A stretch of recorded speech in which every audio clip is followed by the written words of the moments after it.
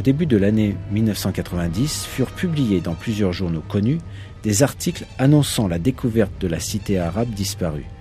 Ce qui rendit cette découverte encore plus curieuse est que cette cité est où le peuple de Had, évoqué dans le Coran, avait vécu.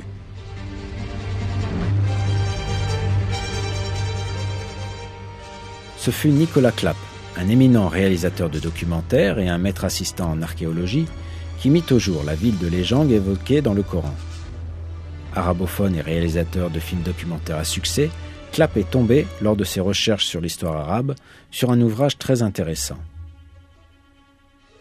Ce livre parlait d'Ubar, une ancienne cité, et de ses traces.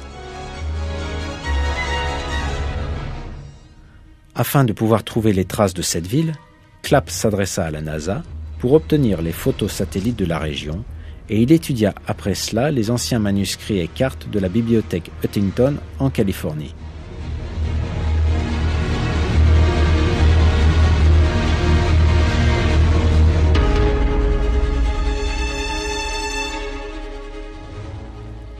Il y découvrit une carte de la région visée, dessinée par le géographe égypto-grec Ptolémée au IIe siècle, qui révélait l'emplacement d'une ancienne cité trouvée dans la région, ainsi que les pistes qui y menaient.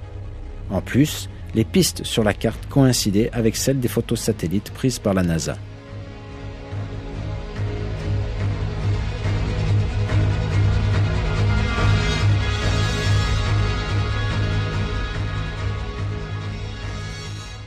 Finalement, l'emplacement de cette cité légendaire fut découvert.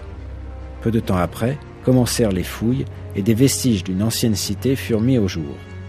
Ce sont ces restes qui démontrèrent que cette ancienne cité était bien celle où avait vécu le peuple de Had évoqué dans le Coran, car parmi les structures déterrées, on mit au jour les vestiges de colonnes et tours, tout comme révélé dans les versets.